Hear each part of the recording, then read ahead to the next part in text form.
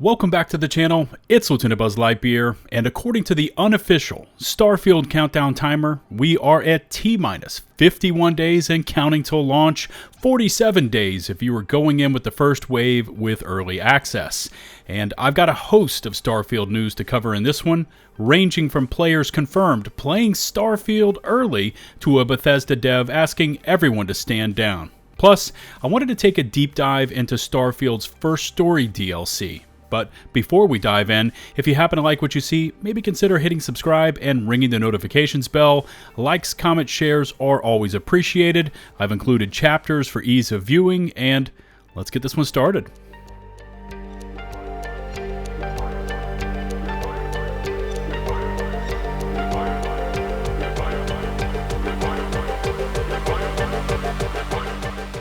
Let's begin this one with news about a Bethesda dev who took to Twitter and asked for fans of Starfield to basically take it down a few notches. Bethesda Game Studios design director Emil Pagliarulo took to Twitter with the following.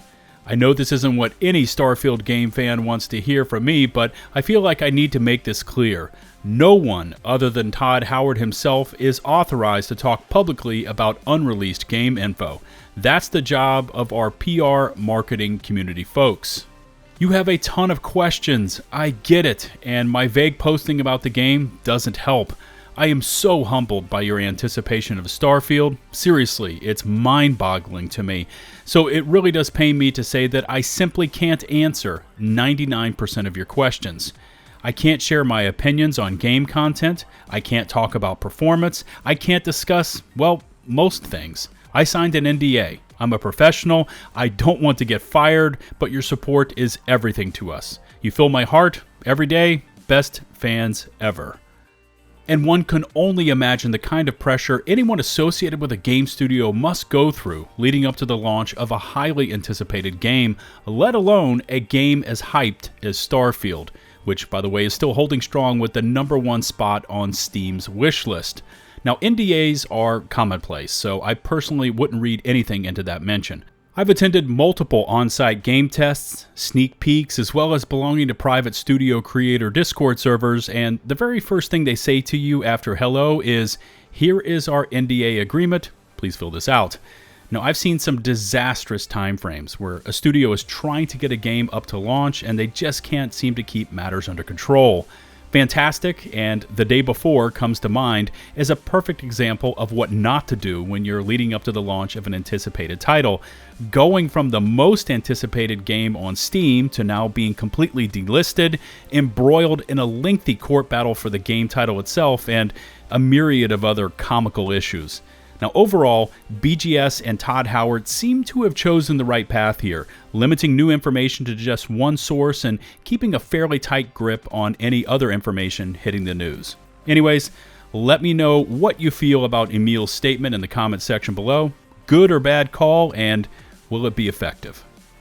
Sticking with this theme of getting early access to Starfield, and thanks to Xbox, this shot was taken confirming that Phil Spencer, head of Xbox, and Pete Hines, head of publishing at Bethesda, were seen online and playing Starfield, which of course got people buzzing, considering who was playing the game and just how far out it is before launch. Now, there is no word on who the third person was in this party, but the screenshot was taken by someone that follows Phil over on Xbox.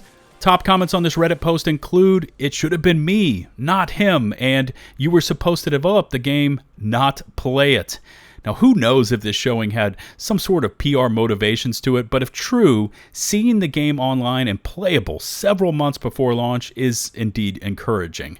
And while we are talking Xbox, only players that have purchased the Premium Edition on the Microsoft Store or Steam, or the Starfield Constellation Edition, will get into that 5 days of early access.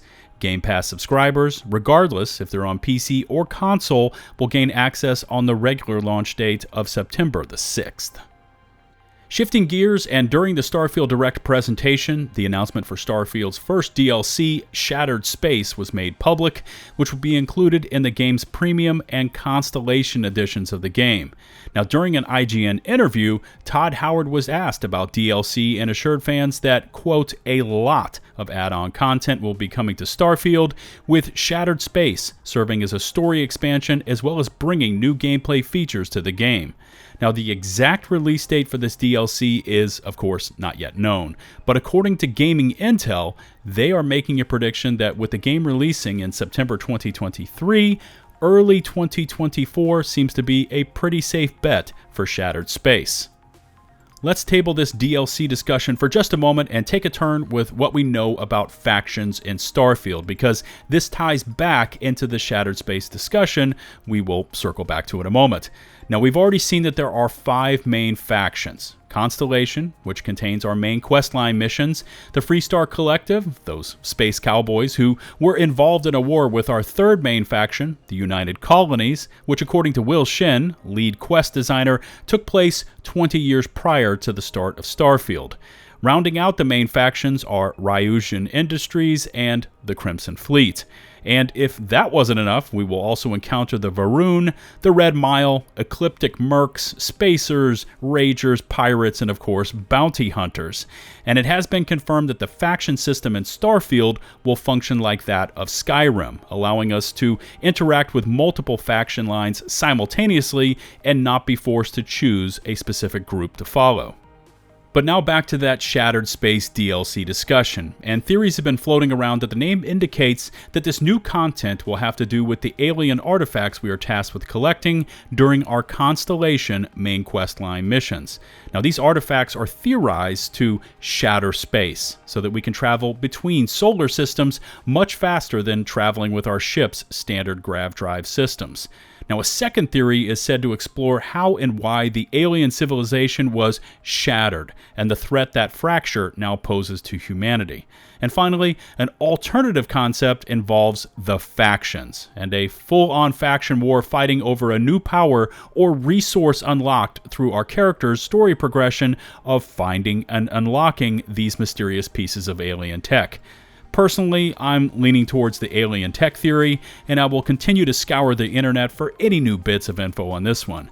We've continually seen scenes where our characters have been witnessed walking through what looks like ancient ruins, with tech resembling stargates floating around in a damaged form. Could this be the Shattered Space, and where will it lead? Who knows, and this would be an excellent topic for discussion, and definitely sound off in the comment section and let me know what you think Shattered Space will ultimately turn out to be.